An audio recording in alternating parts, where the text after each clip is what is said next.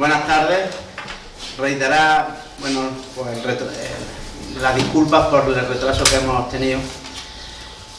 Primero porque hemos ido allí al Palacio, a Casa Palacio, porque había algunos compañeros que querían verlo y también porque la compañera que viene de Diario Jaén, que ya de antemano le agradecemos que siempre atienda también a nuestros pueblos, pues quería echar unas fotos ahí. Y luego también porque, había un problema de coordinación entre nosotros y no habíamos preparado para hacer que hacía falta. Pero en fin, reitero la disculpa. Bueno, yo brevemente presentaba un poco este acto. Ya sabéis que la Casa Palacio de Torrequebradilla, no voy a entrar en ningún dato histórico que me he buscado por ahí, porque para eso tenemos aquí al historiador, don Pedro Galeras, que nos va a hablar extensamente de ello.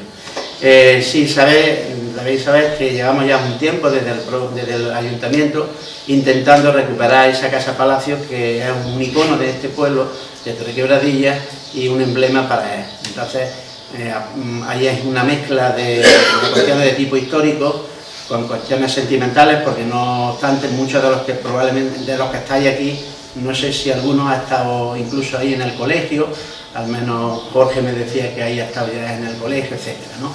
Entonces el Ayuntamiento, haciéndonos eco pues, del sentir del pueblo de Torrequebradilla, pues hemos tomado y hemos cogido impulso para que esto sea una realidad, ¿no? Ya sabéis que en este año pasado, el año 2017, las fechas me van 17, estamos en el 19, pues se hizo a través de una subvención que pedimos a Diputación, de unos 30.000 euros, se hizo la limpieza y apuntalamiento de la Casa Palacio, y ahora pues el proceso que viene es declararlo bien de interés cultural, BIC, que eso lo tiene que hacer la Junta de Andalucía, para posteriormente intentar de conseguir el 1% de cultura que el Ministerio de Fomento del Estado Central pues tiene previsto para recuperar monumentos históricos y arquitectónicos de nuestro país, ¿no? Entonces en ello estamos. Estamos al mismo tiempo en un proceso de recuperación, no es exactamente lo que quiero decir, para que la familia dueña de la Casa Palacio haga una donación ya. Hay no una buena disposición, sino que ya nos han afirmado de que se la va a ceder al Ayuntamiento para el pueblo de Torrequebradilla y para que podamos hacer lo que acabo de decir, declararlo bien de interés cultural y además tener acceso al 1% cultural. Tener en cuenta que no se puede hacer ningún tipo de inversión en un bien privado, tiene que ser público, con lo cual nos van a exigir que eso lo tenga escriturado el Ayuntamiento. Esto hay que decirlo así, es un proceso lento, pero bueno, ya hemos dado pasos importantes, pero yo digo que cuando como decíamos, ese dicho que tenemos por aquí, cuando si la persigue la consigue o algo así, ¿no?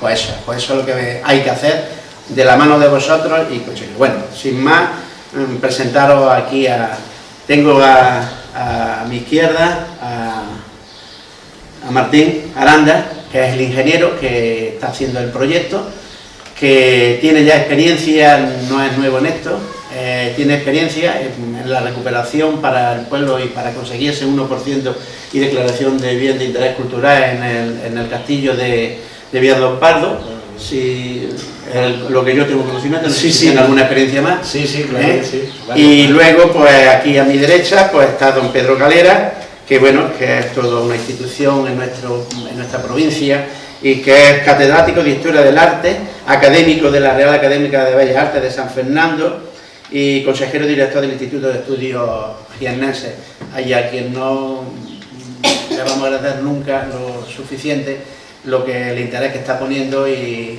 el trabajo que nos está haciendo. Así que yo sin más les doy las palabras, que son realmente los que tienen que hablar aquí hoy, y esperemos que esto sea pues, una piedra más para conseguir el objetivo final, que es recuperar la casa Palacio. Así que... ¿Nos dejaste lo pongo?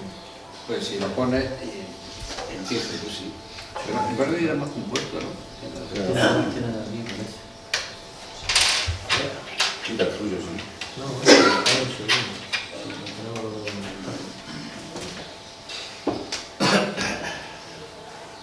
Hacemos, si no, nosotros nos vamos de aquí. Sí, Y ya y lo vemos mejor. Ahí lo veis mejor. Lo vemos mejor. Que esto ya lo tenéis visto, pero sí.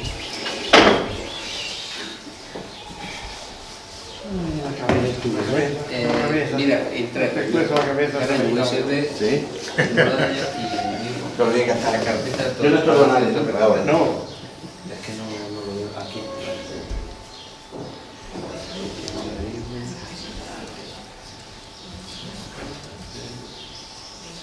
Palacio de Torre de Granadilla.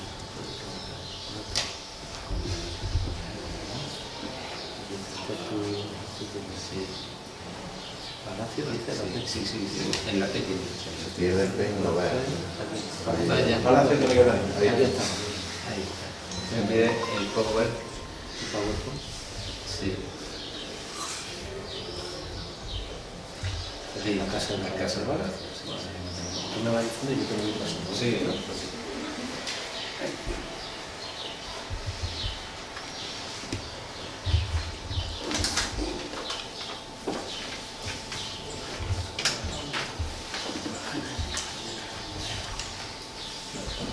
Bueno, pues buenas tardes. En primer lugar,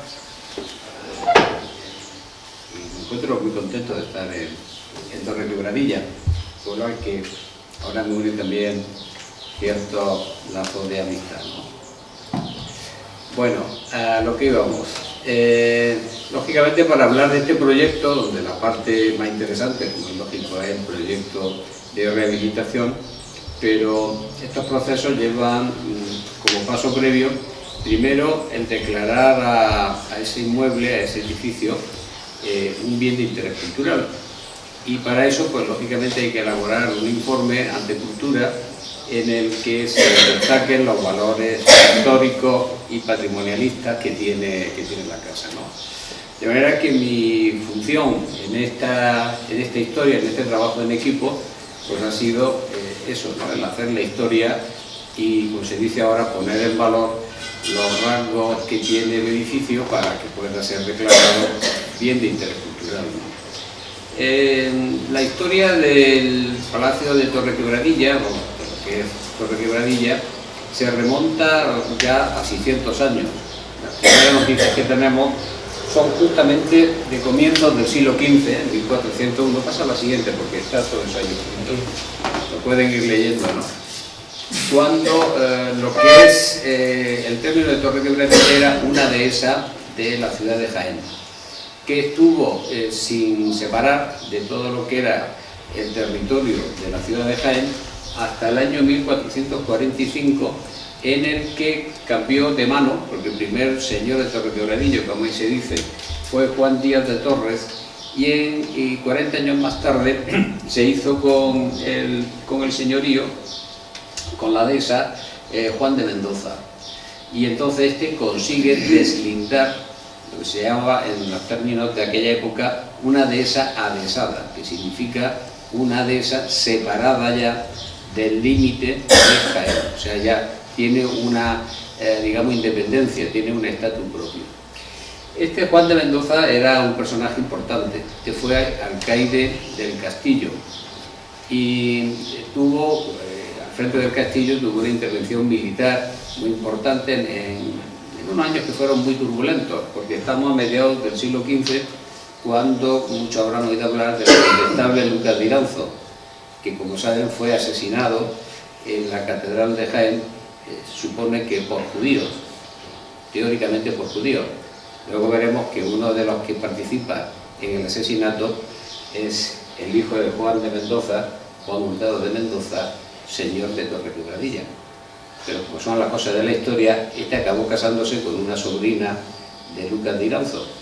Y ahí empieza justamente a ir creciendo e ir desarrollándose en la casa. Pero en fin, los Mendoza eran una familia muy influyente porque ese es el apellido más ilustre que existe en la historia de la nobleza española. El actual duque del Infantado, que es el título más grande que existe en España, por encima del de Alba, esos son todos Mendoza.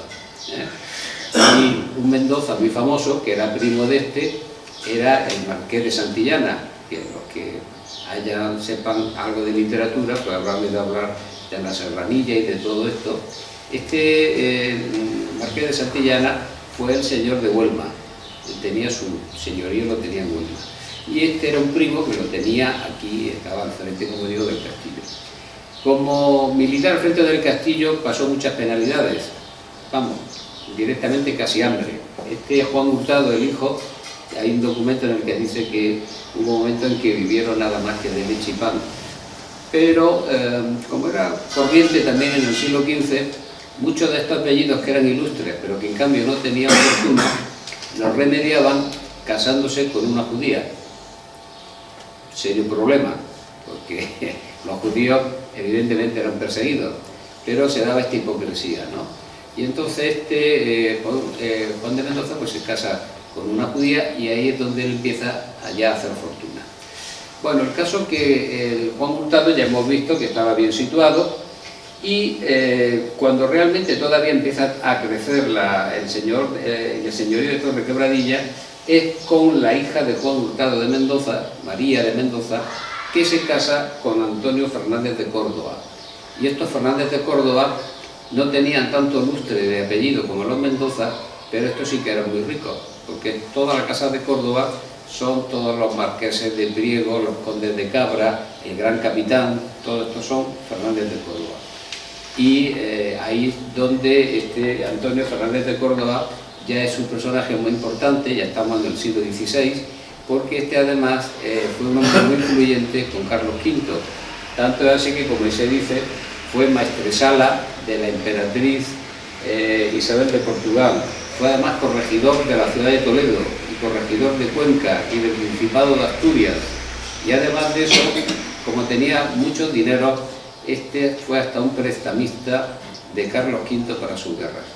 De manera que ya tenemos que al tercer señor de Torrequebradilla ya es un señor que está en la más alta esfera de la nobleza española y un hombre de mucha influencia. Y claro, aquí es donde empieza a sentarse el lustre, digamos, ¿no?, de este señorío. Pasa a la siguiente foto. Ahora, cuando alcanza todo su mejor momento, digamos, el título de Torrequebradilla es a finales del 16 y principios del 17. Un hijo de Antonio Fernández es Diego de Córdoba de Mendoza, que es el cuarto señor. Ya hace un gran palacio en Jaén y sobre todo lo mejor que hizo Diego de Córdoba es la capilla mayor, que hoy ha desaparecido, del convento de San Francisco, justo donde se ha hecho el aparcamiento de la Diputación, porque ese es el edificio de la Diputación. Cuando se hizo el aparcamiento aparecieron todavía los restos. Y en esa cabecera, esa capilla, que es una capilla enorme, la hace Andrés de Vandervida y va a ser el panteón de todos los Córdoba, de todos los Fernández de Córdoba. Todavía para más vinculación con Torrequebradilla hay que esperar a su hijo y sobre todo al nieto, Íñigo Fernández de Córdoba, que es el más decisivo, el que le da ahora todo el esplendor que va a tener Torrequebradilla, porque Íñigo Fernández de Córdoba, que como se ve ahí murió a mediados ya del siglo XVII, fue el que obtuvo el título de conde de Torralba. Ya han pasado de ser simplemente señores a tener ya un título nobiliario, condes. Este es conde y vizconde de Torres. Pero luego, aparte de eso, fue un hombre, un militar muy brillante, que anduvo por Italia en toda la guerra italiana y también tuvo recompensas reales. Fue mayordomo de la reina, gentilhombre de la Cámara del Rey, es caballero de Calatrava, de ahí viene la vinculación de la villa precisamente con la orden militar. Y pasa a la siguiente. A pesar de que tenía todos esos títulos de conde y vizconde y todo aquello, sin embargo él siempre prefirió y hizo mucha ostentación del título de señorío de Quebradilla, porque el mayorazgo lo vinculó a Torrequebradilla. El mayorazgo era que cuando estos nobles, para que no se rompiera en la herencia, se rompieran las propiedades, dejaban todo, por así decirlo, el mogollón, si me permitís que me exprese de esta manera, el mogollón de la fortuna se lo dejaban al hijo mayor.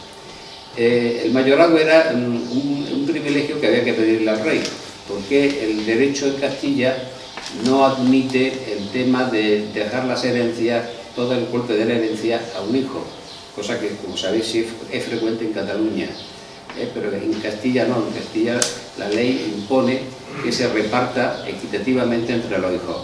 Por eso los mayorazgos era un privilegio especial que tenía que concederlo el rey, y lo pedían algunos nobles para mantener el golpe fundamental de su herencia. Entonces, el mayorazgo él siempre lo vinculó a Torrequebradilla y se lo acrecentó al hijo en un tercio más rentas, más los restos del quinto de todo ese tercio que le añadía.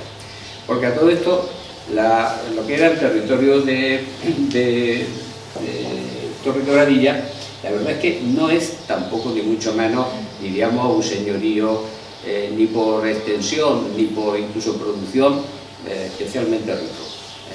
Ahí tenemos datos que también los he recogido precisamente para este estudio, y la verdad es que la página que tenéis delante, que forma parte del catastro de Ensenada, que ha sido posiblemente el mejor documento que se ha hecho en España hasta los catastros recientes, fue una obra ingente, ¿no?, en la que a través de una serie de encuestas y asistiendo directamente a los lugares, se levantaba un croquis de todo el término y se iba registrando uno por uno todos los habitantes, la producción que tenían, es decir, un documento completísimo, ¿no? No tiene casi nada que envidiar a los catastros actuales. Bueno, hoy son todavía más completos porque hay más medios técnicos, pero este francamente era bueno. Y en esa página está, en el dibujito, ese es el perfil de lo que es el señorío, vamos, sí, lo que era el señorío, la dehesa de Torrequebradilla, que, como dice el instructor, se andaba en 7 horas, de norte a sur y de este a oeste. No es, por tanto, una extensión excesivamente grande. Los datos que daba, si no me equivoco, pues eran, por ejemplo, tenía, me parece, una extensión de 4.400 fanegas de ese campo. Eso sí, esto también es muy interesante, estaba dividido, digamos, en 3 clases. Fundamentalmente lo que más se cultivaba era cereal. La primera era de trigo, después de cebada, y había una tercera, que era de peor terreno, que se dedicaba a los hierros y al centeno. También había olivos, pero no en la cantidad que existen hoy, que habla de 100 pies por fanega, pero evidentemente las 4.400 fanegas no eran de olivo. Esto está claro porque hemos visto que le daba mucha importancia al cereal, si no tendría 440.000 olivos, que era una cantidad desmesurada. Pero sí me interesa subrayar esto, porque como ahora después veremos, y los que han asistido ahora a la visita hemos hecho hincapié, la casa, la llamada Casa Palacio, justamente lo que más tiene, y es la parte que a nosotros nos interesa resaltar más, son las bodegas o silos que tiene. Y esos silos lo que nos está indicando es que efectivamente la casa tuvo como una de sus funciones principales el ser un buen almacén para todas esas cosechas de cereal. O sea que podemos decir que el cereal fue la base de esta propiedad, ¿no? E insisto una vez más, no era una gran propiedad, pero que sí tenía para el conde de Torralba la importancia de ser el origen de la familia. Era una cuestión afectiva, si queréis. Y prueba de ello es que él mejoró mucho a Torrequebradilla. Conocemos nombres de personas muy importantes, por ejemplo, Francisco de Ciria. Francisco de Ciria era el mayordomo del conde de Torralba, de Íñigo Fernández, pero en realidad hacía las funciones, su origen era alcaide de este lugar. Pero lo asoció, lo cambió rápidamente y lo hizo mayordomo suyo. A la hija le dejó 200 ducados para que se casara, cosa que en fin era entonces una cantidad muy importante, y mejoró a todos los hijos de Ciria. El prior de la iglesia era el capellán mayor de Torralba, porque estos señores tenían, como saber, capilla propia, pero pues su capellán mayor era el prior de la iglesia. Y hasta el sacristán de Torre Quebradilla lo tenía mejorado Íñigo Fernández, porque dio una cosa que es, vamos, es llamativa también y es muy importante para aquella época, para el siglo XVII. Digamos, le dio como un título de maestro para que enseñara a todos los hijos de los labriegos que tenía aquí. De manera que son tres datos importantes que nos dicen del interés que este señor tuvo por este lugar. Claro, evidentemente ya después de cuando cae el régimen señorial, que fue, como saben, en el siglo XIX, cuando se instaura el régimen liberal, pues es muy significativo, el pueblo ya decayó, vamos, el pueblo, que es el núcleo, ¿no?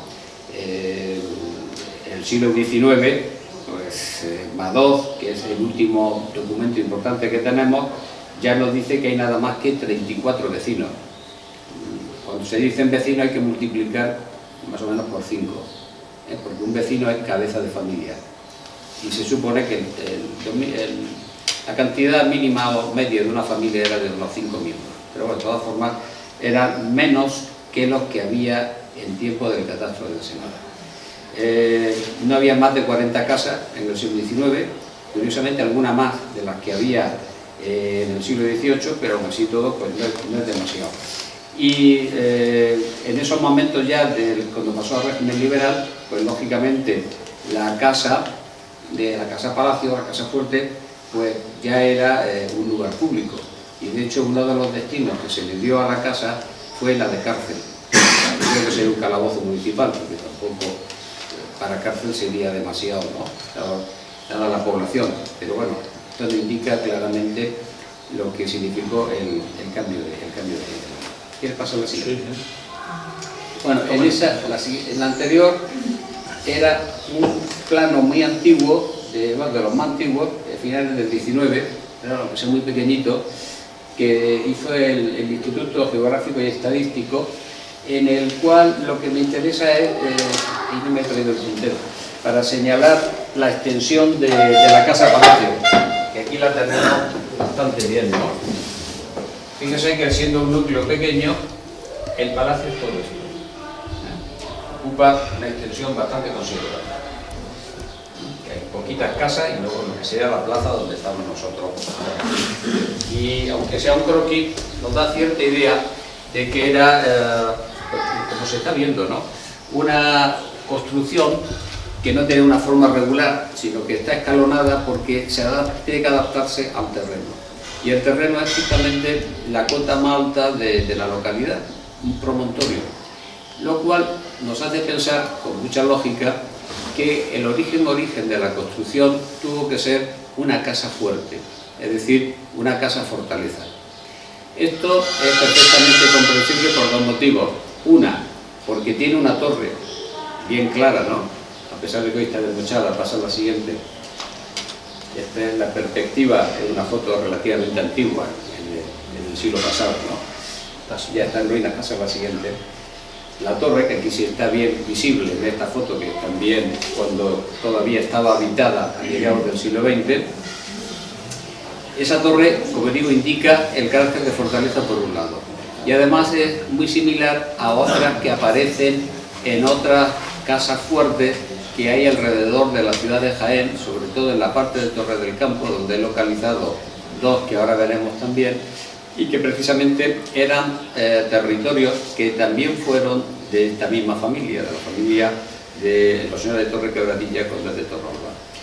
Y luego, por otro lado, que pasa el siguiente, bueno, esta es la iglesia, que más o menos se tuvo que empezar a hacer, bueno, como tal parroquia existe desde comienzos del siglo XVI, en 1501 ya se cita, aunque era una parroquia pobre todavía, estaba muy dependiente de Jaén. La construcción que estamos viendo, la que hoy tienen, es ya una construcción de fines del XVI, incluso se puede meter un poco en el siglo XVII, la foto también corresponde a un momento anterior a la última restauración que se le ha hecho, ¿verdad? Pase a la siguiente. Esto es lo que les decía, eso que ven ahí debajo es el llamado Castillo de la Aldehuela, eso no está muy lejos de aquí, vamos a terminar de Torre del Campo. Pero si se dan cuenta, la posición de la torre en una esquina coincide más o menos con la disposición de la casa que hay aquí.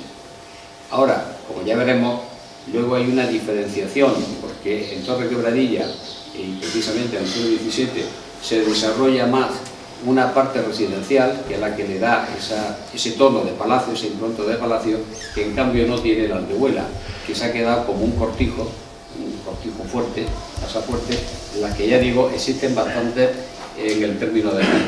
¿Quieren pasar a la siguiente?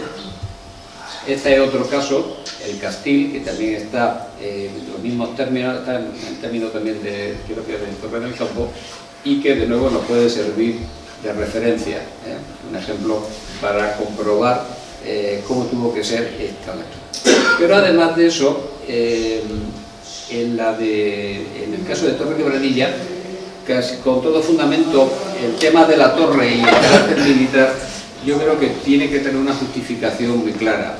Yo he citado antes que Juan Hurtado de Mendoza, segundo señor de Torre Quebradilla, estuvo envuelto en el asesinato de Condestable. Como se pueden imaginar, estas cosas no quedaban así tranquilamente en nada. Lógicamente habría lucha y represiones, lo cual justificaría que la casa tuviera defensas ante un posible ataque. Y tenemos un rastro, pasa a la siguiente. Bueno, este es el dibujo, hombre, que había que traerlo porque es un homenaje al artista de la tierra, ¿no? A Paco Cerezo, que hizo este dibujo tan bonito todavía cuando ya estaba en ruina la casa. La torre como está ahora, pero pasa a la siguiente porque quería ver esto, aunque esté tumbado.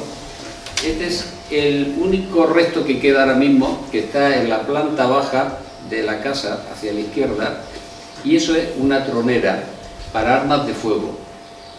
No para cañón, para un arma, no es exactamente un cañón de poco calibre, una especie de culebrina o algo similar. Pero esas formas que tenemos ahí, que como ven por fuera se ve muy poquito, claro, para que no pueda entrar el tiro desde fuera, pero desde dentro se abre como un cono para poder meterse y cabe el cuerpo de un hombre tumbado con el arma, ¿no? Y esto indica claramente que aquí tuvo que haber defensa. Es decir, por lo menos Juan Hurtado, estoy seguro, que preparó la casa ante un posible ataque, porque enemigo había. Y después de lo que acabo de decir, lo comprenderán mejor, ¿no? A pesar de que, por estas cosas increíbles, el casamiento con la sobrina del condestable, a pesar de que la viuda del condestable le reprochó a la sobrina el casamiento, pero luego al final todo parece que quedó bien. Juan Hurtado de Mendoza, de hecho, estuvo expulsado un tiempo de la ciudad, pero al poco tiempo otra vez volvió, recuperó todas sus propiedades, incluso sus títulos, era caballero 24 de la ciudad, etcétera, etcétera. En fin, yo creo que con esto tenemos algunas de las incógnitas de la casa resueltas, y creo que podemos decir, por tanto, que se trata de una casa fuerte en su origen, que naturalmente debe estar preparada para la defensa. En segundo lugar, destacamos el tema de casas de los silos como almacenamiento, aunque tienes tus fotos mejores que ya, porque a mí también es que me salen horizontales al pasar no te preocupes. bueno, este es uno de los que hemos visto allí, ¿no? Y que prueba la importancia, que yo creo cerealista sobre todo, aunque también lógicamente tuvo que servir de bodega para el aceite, pero hemos visto que ocupa prácticamente más de dos terceras partes posiblemente de la casa. Y la tercera, que es la parte también más significativa, que es lo que da a fachada, la crujía delantera, que es donde yo creo, porque la factura de esos tres arcos con la galería que hay encima, eso es muy propio del siglo XVII. Las ventanas que se abrieron en las torres también responden perfectamente a ese momento, y yo por eso lo relaciono con Íñigo Fernández de Córdoba, o en todo caso con su madre, que en el testamento, porque he manejado 3 testamentos, pero los testamentos por desgracia no han sido muy explícitos, solamente el de la madre de Íñigo Fernández dice que se gasta 34.000 reales en las obras de la casa y el mayorazgo. Las casas podían ser las de Jaén, pero lo del mayorazgo sí que claramente apunta a Torre Quebradilla. Y esto me hace pensar que posiblemente parte de ese dinero fuera la inversión en esta construcción. Y como ven, eso sí, ya le da una impronta de una casa noble, porque un mirador, que solamente, ¿no?, la galería de arriba, que conserva además todavía sus zapatas en las esquinas, que son de madera y que se conservan estupendamente a pesar del deterioro, es increíble la calidad, ¿no? Esto nos indica que evidentemente se utilizó la casa como una residencia, porque el mirador es espléndido.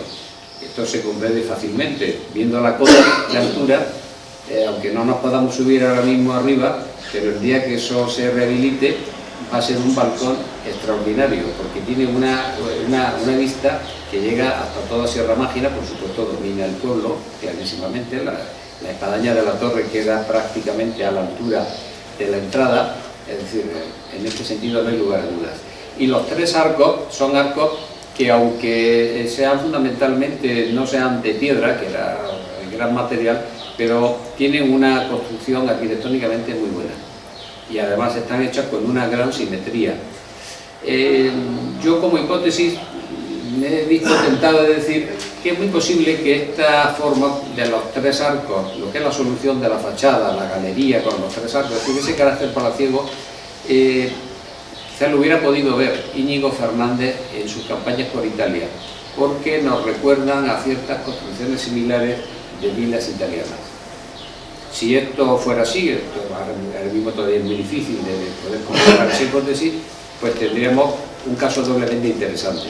De todas maneras, ya me parece que tener un edificio en el que se conjuga una arquitectura militar con elementos clarísimos de defensa, elementos de almacenaje que son también muy importantes y muy especiales, que yo solamente los he observado en la provincia de Jaén, donde los grandes pósitos, los mejores pósitos de trigo que hay, que no se parecen en nada a los de toda Andalucía, son únicos, son los que hace Vandelvira, precisamente en el caso de Baeza. No sé si conocen Baeza, que son enormes, porque es toda esa calle que hay detrás de la plaza, ese callejón, que ahora se utilizan para diversas cosas, están alquilados.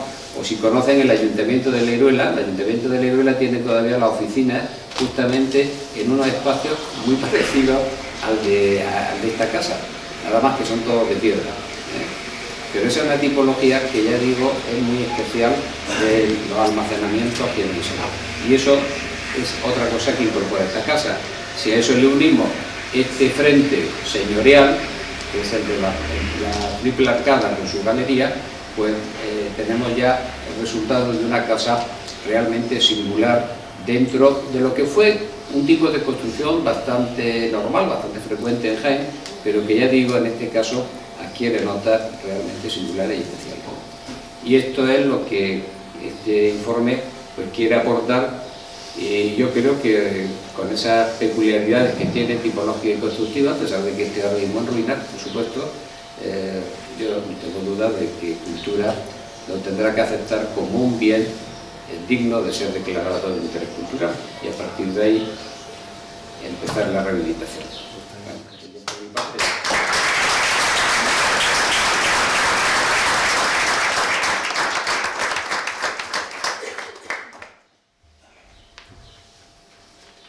Bueno, pues después de escuchar a Pedro, que como siempre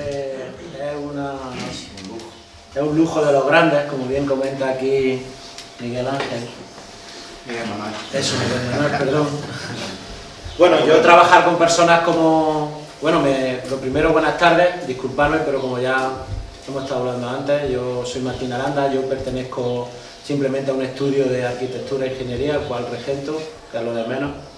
Disculpad a José María, que el arquitecto, que no ha podido venir porque su hijo está enfermo, entonces pues para él esta charla y nada, decirle a Pedro que agradecerle que trabajar con él es todo un placer, como podéis ver, aparte del esfuerzo que hace, el trabajo y lo didáctico que lo hace todo, nos pone pues en una situación de dar lo mejor que tenemos nosotros, igual que para poder estar a su altura.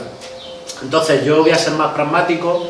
Yo lo que pretendo es deciros cómo se encuentra el castillo a nivel de estructural y a nivel de posibles rehabilitaciones y llevar a cabo el objetivo final, que es que los señores que estáis aquí mayores podáis llegar a ver ese palacio, esa casa palacio totalmente rehabilitada, que es el objetivo que nos hemos marcado, pero que sin embargo no vamos a decir que sea una cosa fácil, ni mucho menos, ¿vale?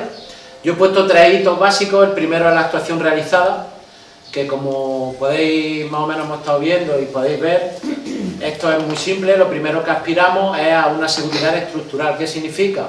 Lo primero que teníamos que hacer es parar el deterioro de la casa, si no era imposible aspirar a nada. Si no lo poco que nos queda mucho, pues simple y llanamente pues ya hubiese colapsado entera y hubiese quedado absolutamente pues perdida, y ya no tendría remedio, ¿no? Ya simplemente quedaría pues una huella de un edificio de poco menos que ya irrecuperable, ¿no? Entonces lo que hemos hecho ha sido eso. Aquí tenéis fotos de, bueno, algunos momentos que veníamos, de fotos anteriores, que estaba total y absolutamente, pues mirad cómo estaba esto. Esto era poco menos que un vertedero. Ahí hemos encontrado de todo, desde piedras y maderas que hemos recuperado hasta litros de cerveza y otros menesteres, ¿vale? Con lo cual, pues lo que hemos hecho ha sido limpiar, ejecutar y apuntalar para, sobre todo, lo que ha dicho, esos 3 primeros arcos, así como la pasarela de arriba, que es la identificación de esa conexión que podemos tener con las villas italianas propias de la época en la que se construye, o esa influencia que la pudiéramos conservar, así como los hilos, que ahí los tenéis una vez limpios, ¿vale?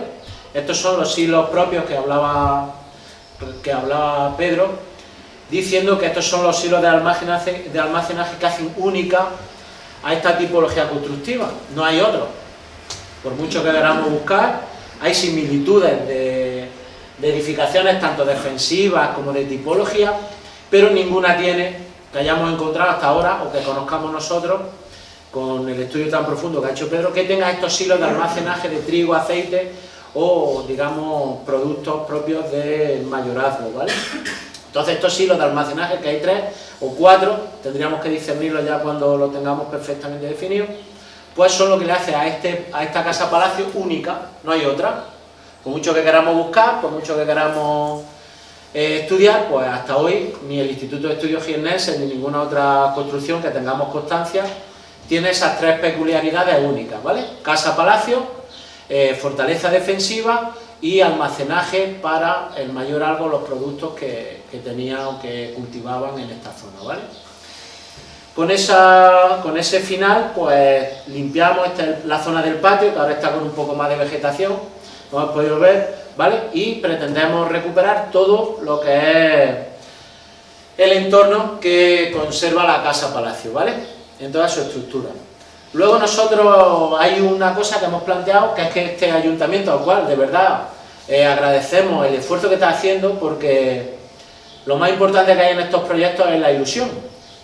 Y sin ella, pues, si encuentra un equipo que no tenga esa ilusión, tanto por parte de Pedro como por parte política, que están aquí representados, pues es imposible.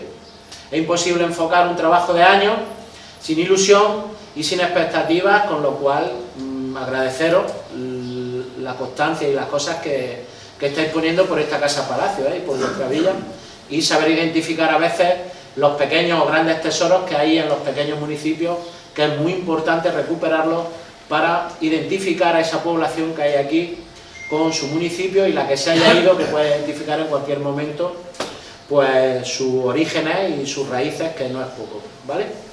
Con este pequeño inciso pasamos a una rehabilitación. El Ayuntamiento, junto con la Diputación Provincial de Jaén, desarrolla una idea de rehabilitación de la Casa Palacio. Nosotros entendemos que es un buen objetivo final y desarrollamos y finalizamos y exponemos en unos planos que van a ser expuestos pues dentro de una primera vez. Esta es la actuación que nosotros queremos que sea un museo de arte y costumbre, le hemos puesto ahí, pero que el uso, nosotros tenemos que darle ese uso inicial para poder justificar esa inversión última, correcto, que es el 1,5% cultural. Es decir, nosotros esperamos tener para este municipio, una vez que hagamos el hito 3, ¿vale?, y veamos esta imagen final, pues un 1,5% cultural, con un presupuesto bastante elevado, en torno a 1,5 millones de euros, que luego ya quedará definido, pero básicamente esto como queremos que quede la torre y la fachada principal, la estáis viendo aquí abajo, el alzado principal, lo veis aquí, bueno, se ve perfectamente, creo que los dibujos están bastante identificados, así como cada uno de los alzados laterales y los alzados traseros que los tenéis atrás, recuperando todos los espacios, ¿vale? Este es el objetivo ambicioso que nos hemos marcado. Parece una utopía, pero vengo de otros municipios donde parecía también una utopía rehabilitar un castillo como en Villardón Pardo, que es un municipio de 900 habitantes, pero ya estáis para verlo, Mohamed lo ha visto, y os invito a que vayáis a verlo, porque de no existir ni en papeles, ahora ya está en la ruta de los castillos. Y yo estoy hablando de 3-4 años de trabajo. En este punto tengo que hacer un inciso muy importante, que es la Universidad de Jaén.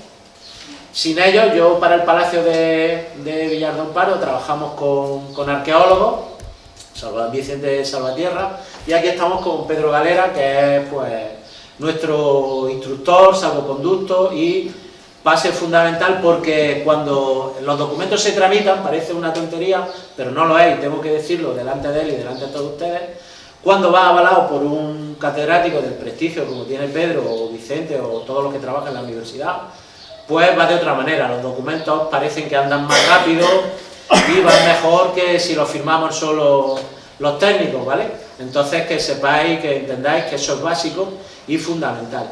Y este es el aspecto que queremos que tenga el Palacio, esperemos que llegue a buen puerto, ¿vale? Y esta es la actuación que tanto el Ayuntamiento como la Diputación, como los técnicos que hablan, pues queremos desarrollar y que sea el futuro, ¿vale? Aquí tenéis secciones tipo, cómo quedaría por dentro, incluso la cubierta cómo quedaría repuesta, ¿vale? Y una serie de soluciones que estamos barajando y que tenemos muy desarrolladas, ¿me entendéis? Luego queremos hacerlo compatible, nosotros hemos puesto un museo, pero con cualquier otro tipo de actividad que pretenda desarrollar dentro. Entonces, en el fondo lo que queremos con esto es que esto sea súper funcional, es decir, un edificio que al final sea pues multifuncional y multiuso, digamos, ¿no? Que se pueda usar para lo que el municipio o la gente que esté aquí en su momento pues desee, quiera y pueda desarrollar, ¿vale? Con esta actuación nosotros entendemos que aquí viene donde es lo más importante de todo, ¿vale? La declaración de bien de interés cultural de la Casa Palacio de Torrequebradilla. Esto es nuestro primer objetivo, que es para lo que vamos a empezar ahora a trabajar, que es la base de todo. Sin esto nosotros no podemos estar a ninguna ayuda, no podemos catalogar ni aspirar a grandes cuantías económicas y sobre todo a ese 1,5% cultural, que es nuestro gran objetivo. Sin esa declaración de BIC, que ahora os diré los hitos para que también los conozcáis, pues nosotros podemos aspirar a este tipo de cosas, a unas inversiones de 30.000, 40.000 euros, el ayuntamiento tiene la financiación que tiene, los elementos de la Diputación y las ayudas que vienen de Diputación, pues suelen estar muy vinculadas al 1,5% cultural.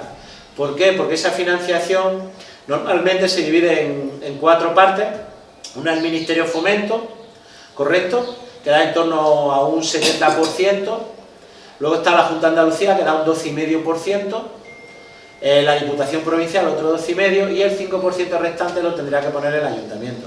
Entonces, afrontar un 5% de 1 millón o 1,5 millones, pues son 50, 70.000, 100.000 euros, que el Ayuntamiento sí podría afrontar con diferentes financiaciones, ¿no?, incluso con fondos propios. Y para todo eso lo que necesitamos es esto, y os lo voy a explicar para que tampoco es una entelequia declarar algo, un bien de interés cultural. Lo que sí es sobre todo que Cultura y la Delegación de Cultura empiece y colabore y tenga interés, o seamos capaces de identificar las peculiaridades de este bien, que como he dicho, esos 3 puntos que ha descrito fenomenalmente Pedro, pues son básicos, ¿no?, que es lo de el uso defensivo, el uso de almacenaje y de casa palaciega, que es único y no hemos encontrado otra en toda la provincia y por ende en toda Andalucía o España, ¿vale? Pues este es el procedimiento que tenemos. Lo primero que vamos a hacer ahora, una vez hecha esta presentación, que fue un compromiso que contrajimos con el equipo de gobierno, pues lo primero que vamos a hacer ahora es simple y llanamente incoar el expediente. Este expediente se hace de oficio, bien por la Delegación de Cultura, el Ayuntamiento o cualquier otra persona física o jurídica. Visitando había una persona que me ha dicho que incluso lo habían intentado ya a nivel particular o privado. Se puede hacer, pero normalmente no lo acepta muy bien la Delegación de Cultura, ¿no? Ahora ya con este impulso que va a dar el Ayuntamiento, con el equipo de gobierno que tiene, que no ha sido poco, todos los estudios que ha hecho Pedro, así como todo el trabajo que llevamos nosotros hecho a nivel de parar el deterioro, así como de estudios constructivos y de recuperación del edificio, pues creo que el impulso va a ser ahora una ecuación fácil y que va a empezar bien, ¿vale? El expediente se incoa y se empieza. Luego empezamos con toda la documentación y estudios, ¿vale? Y luego se da un trámite de audiencia y periodo de información pública. ¿Qué significa eso? Vamos a exponer a todo el mundo que aquí hay un bien de interés cultural y a todo el mundo que quiera participar va a tener audiencia, tanto para sumar al expediente como para posicionarse, tanto a favor como en contra, porque alguien se puede sentir lesionado en sus derechos o vete tú a saber lo que puede ocurrir en cualquier momento. Entonces, con este trámite de audiencia y periodo de información pública, todo el mundo va a tener un punto donde va a poder expresar su idea, tanto a favor como en contra, Y una vez se hagan toda esa audiencia, los interesados y esa información pública, pues ya empezaremos a trabajar desde el punto de vista ya de informes y dentro de lo que es el ámbito técnico y propio de la administración y de la historia, la arquitectura, ¿vale? Una vez que pase ese periodo, pues nosotros esperemos que un informe favorable del expediente por parte de la Delegación de Cultura es básico y fundamental, ¿vale? Porque eso irá acompañado de nuestros informes históricos, que ya habéis visto y escuchado el resumen que ha hecho Pedro, y arquitectónicos, que es nuestro trabajo, arqueólogos, que en este caso no hay arqueología porque eso está en un terreno cuya cimentación es totalmente pétrea y por tanto no hay excavaciones ni tumbas, y es donde está el nivel, porque como bien ha dicho Pedro, está en la cota más alta del municipio y podréis ver que no hay ningún tipo de resto arqueológico ni nada que se le parezca, ¿vale? Así como los artísticos, todo eso lo hemos reseñado, los planos arquitectónicos e históricos y la reseña histórica están ya definidas, y todo eso pues acompañado con una documentación gráfica, además de un informe detallado sobre el estado de la conservación del bien. Ahí lo habéis visto, nosotros lo vamos a hacer lo más favorable posible, y con esto pues tendremos que afrontar el procedimiento administrativo que estáis viendo para declararlo BIC. Una vez que lo tengamos BIC, declarado bien de interés cultural, pues hay dos cosas que son básicas. Una es la nota simple del registro de la propiedad, que están haciendo un esfuerzo pues gigantesco por parte del ayuntamiento, porque hay un convenio de cesión, y ahora lo que queremos es que ya el ayuntamiento sea el titular, porque si no, no podemos actuar.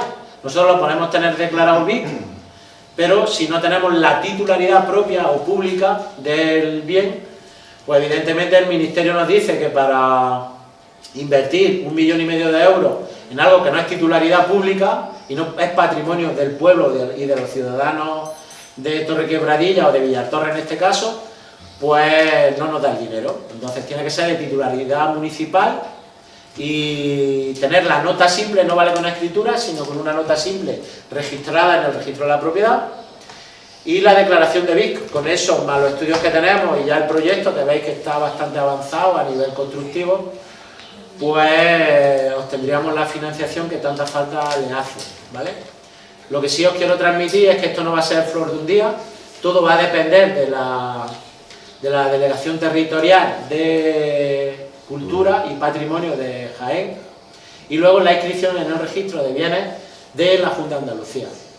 Es básico que las administraciones pues nos den su parapeto y su parabién, y esperemos que no nos pongan ninguna traba administrativa que sea insalvable. En principio, según los criterios que estamos encontrando, sobre todo a nivel histórico y artístico, así como arquitectónico, porque así lo entendemos y fehacientemente ha quedado demostrado por la historia y la importancia de la Casa Palacio, creemos, en nuestra opinión, tanto técnica como histórica y artística, que merece ser catalogado como tal, porque es una construcción única, no hay otra, por mucho que queramos buscar o hemos buscado, hasta el día de hoy no lo hemos encontrado. esperemos y deseamos que todo llegue a buen puerto, y deciros que nuestro objetivo es terminarlo a ver si para 5 o 6 años podemos tener esto bastante desarrollado, por no decir en fase muy avanzada. No vamos a decir concluida, porque os digo, es el tiempo que hemos tardado en rehabilitar el castillo de Villarrón-Pardo, que eso era una utopía, ¿vale? Pues lo mismo creo que deberíamos de hacer con este. Más o menos es el espacio temporal, más o menos es lo que estáis viendo, y sobre todo agradecer a todos los que habéis montado en este barco de locura, que es rehabilitar el Palacio de Torrequebradilla, y deciros que estamos en ello, y que yo creo que lo vamos a conseguir, porque creo que el Palacio así lo merece. Y nada más, deciros que agradeceros vuestra presencia, porque no esperábamos que esto se llenara, la verdad, y vuestra paciencia por la tardanza. Y nada, agradecer al equipo de gobierno la confianza, a Pedro su estudio, y poco más. Deciros que estamos en el primer paso y que las cosas se dividen en dos. Para mí, una es empezar, que ya lo hemos hecho, y la otra es terminar. Con lo cual, así que es lo que tenemos y es lo que vamos a hacer. Agradeceros de nuevo vuestra presencia y daros las gracias por escucharnos. Y nada, esperemos que se concrete todo, ¿vale?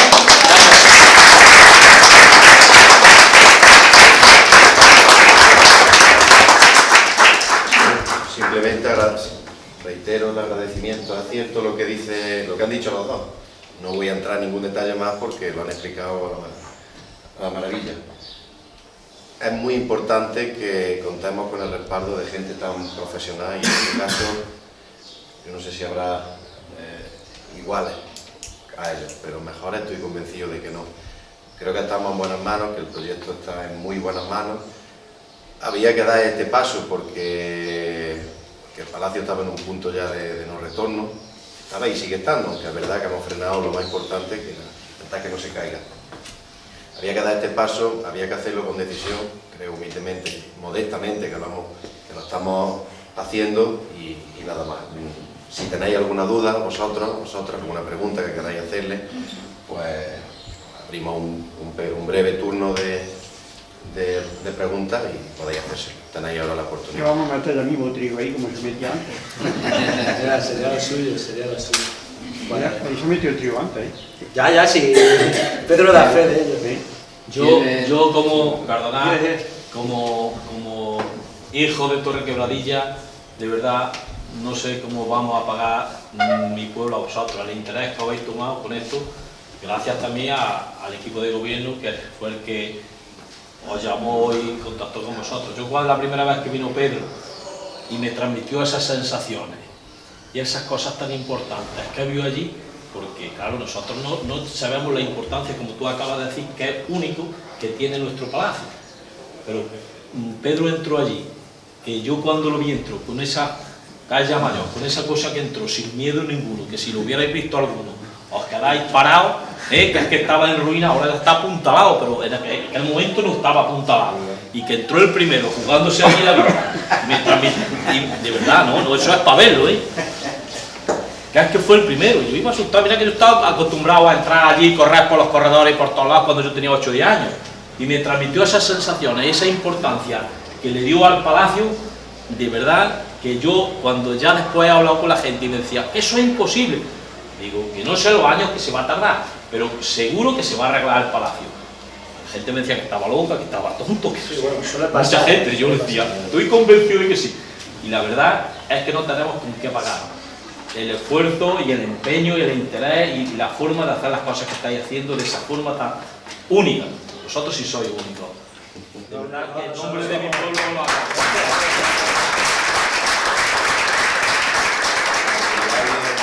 Si alguien quiere hacer alguna pregunta o dar su opinión o dar una queja, lo que sea, estáis a tiempo. Y si no, pues muchas gracias. Esperamos que este sea el primero de... Nosotros hemos actuado no porque el ayuntamiento nos ha llamado, o sea que la iniciativa ha partido del equipo municipal. Sí, claro. pero vosotros habéis puesto un interés y un empeño Bueno, eso que estoy diciendo, ¿verdad?, de mi atrevimiento, es porque, claro, a mí esa curiosidad también me llamaba mucho, ¿no?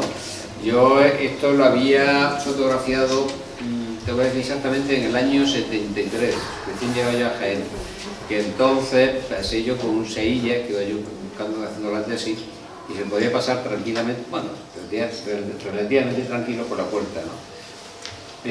Ya estaban en ruinas, claro, pero no entré en aquellos momentos y me quedó siempre pues, esa curiosidad, ¿no?, por ver cómo era.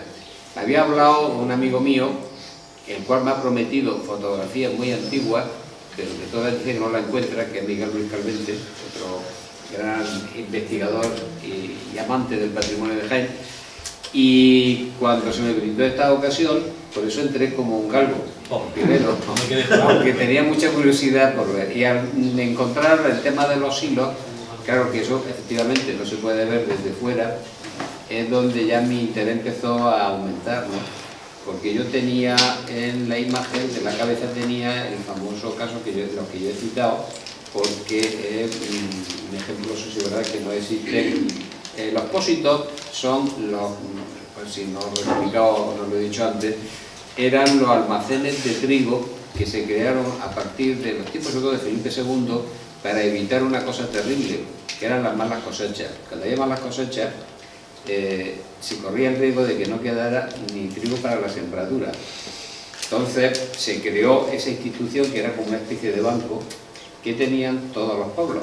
Había pósitos que eran reales y otros que eran señoriales, claro, según la villa fuera del rey, fuera señorial, ¿no? Y en general en toda Andalucía hay muy buenos ejemplos. La Junta hizo un libro maravilloso que se llama Pósito y Cilla, que es un libro que no, yo se lo recomiendo a todo el que lo quiera ver. Y de esa serie de pósitos llamaban la atención los de Jaén porque no se parecían en nada al resto de Andalucía. Y es que, claro, después me averiguó que tenían un arquitecto detrás de la talla de Andrés de Vandelvira. Entonces, claro, cuando yo vi esto, digo, esto es la misma solución, no hecho en piedra, claro, porque evidentemente los pósitos reales, poderío, y además eran para un pueblo entero. Es que el de Baizón, imagínate, eso, las miles de fanegas que tenía que acumular para poder aguantar, ahí se podían aguantar años de penuria, sabéis lo que el campo lo que es, ¿no? Pero claro, este era particular.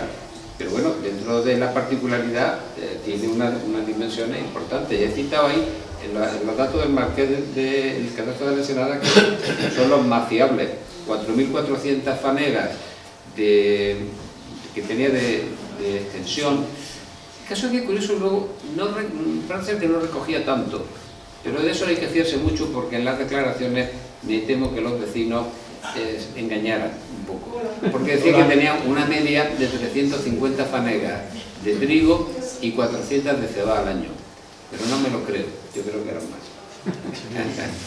Es un lujo escuchar, Pedro. Os voy a decir una cosa, si queréis saber algo del municipio, preguntadle, es una enciclopedia, os lo digo de corazón. Eso no, sí, pregunte, por favor. El presupuesto final de lo que ha pedido, ya como están los planos, es el presupuesto final. Te comento, mira, el presupuesto final corresponderá cuando echemos la convocatoria o la solicitud, ¿vale?, al 1,5% cultural, ¿vale? No está cerrado totalmente porque nosotros hemos puesto, que estaba aquí, hemos puesto un uso museístico y cultural correcto con el fin de intentar pues justificar que pueda ir por mediación del Ministerio de Cultura y Fomento, porque es una comisión interministerial la que decide si la Casa Palacio de Torre Quebradilla va a ser digna de recibir esa cuantía económica o no. Entonces, el presupuesto no está cerrado porque primero tenemos que obtener la declaración de BIC. Nosotros tenemos ya un presupuesto alzado, que es el que he comentado, en torno a 1.500.000 euros, ¿vale? Y no está cerrado al céntimo. ¿Por qué? Por lo que te he dicho. Nosotros tenemos todas las secciones, como habéis visto, todas las secciones constructivas que están aquí, os las pongo otra vez, ¿vale? Estas secciones, por ejemplo, o este alzado, que es lo que queremos recuperar, ¿vale? Pero luego, como hemos puesto aquí, Museo de Arte y Costumbres, que es lo que nosotros entendemos que debemos de poner para focalizar y obtener esa financiación mediante el Ministerio de Cultura, pues está en torno a, luego, multidisciplinar, o se quiere enfocar hacia un uso que ahora, por ejemplo, está muy de moda, que me lo ha comentado una persona de aquí del municipio, hacia la cultura del olivar, o darle un enfoque más dinámico, más económico. Eso ya dependerá del equipo de gobierno que esté en ese momento. Nosotros lo que hacemos es una reforma integral con un uso cultural, que es lo que tenemos que hacer, y luego ya el uso definitivo pues será el que dictamine, digamos, el presupuesto al céntimo. Si luego el equipo de gobierno desea que sea un museo de arte y costumbre, pues fenomenal, estará muy en torno a esa cifra que yo les he dado. Que luego el uso es tecnológico, científico, investigación, pues será diferente, o digamos, se distanciará más que si le damos ese uso cultural. Pero lo que es la reforma estructural y, digamos, recuperar todos los volúmenes y sobre todo la fachada principal, que es para mí donde está la esencia de esta casa-palacio, pues más o menos está en torno a eso. ¿Vale? Ese es el objetivo de esto. Y ojalá tengamos el problema ese de tener que afinar al céntimo, porque sería lo suyo. Bueno, ¿Más cosas? pues nada, muchas gracias a todos. ¿Vale? Que no, espera, ¿quieres preguntar? Ah, bueno. No, preguntad lo que queráis. No, yo solamente quiero decir que, bueno, que todos los jóvenes que, bueno, los que hemos crecido aquí, que hemos jugado en la Casa Palacio, que a algunos nos toca también mucho el nivel familiar, porque sabemos que nuestros antepasados estuvieron ahí.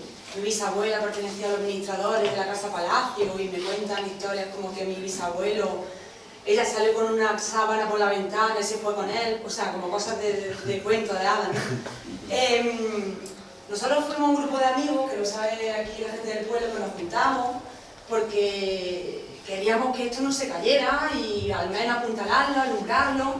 Y bueno, lo que yo quiero animar aquí a la gente del pueblo es, en primer lugar, daros las gracias por habernos escuchado, especialmente a Miguel Manuel, porque yo soy muy pesada aquí de los plenos a Villargordo y siempre preguntaba, ¿la casa Palacio para cuándo? ¿La casa Palacio? Como el anillo, ¿no? Y habéis sabido escuchar muy bien. Yo animo a la gente del pueblo a que ahora, que esto ya se ha hecho, que hoy estamos de enhorabuena porque ya se ha hecho, pues que nos unamos mucho más y que está, como ha dicho bien antes nuestro alcalde de Villatorre, no ha sido un grano, ha sido una buena piedra que hemos puesto para que esto siga adelante y que lo veamos como algo bueno para nuestro pueblo. Y que en un futuro, ojalá, pues que económicamente que la gente no se tenga que ir del pueblo y que pueda pensar aquí en montar algo. Ojalá pensamos a lo grande para que eso sea así. Y yo, pues, 1.000.000 de gracias, porque para mí es como un sueño cumplido. Muchas gracias a vosotros por vuestro trabajo, que es lo más importante. Además,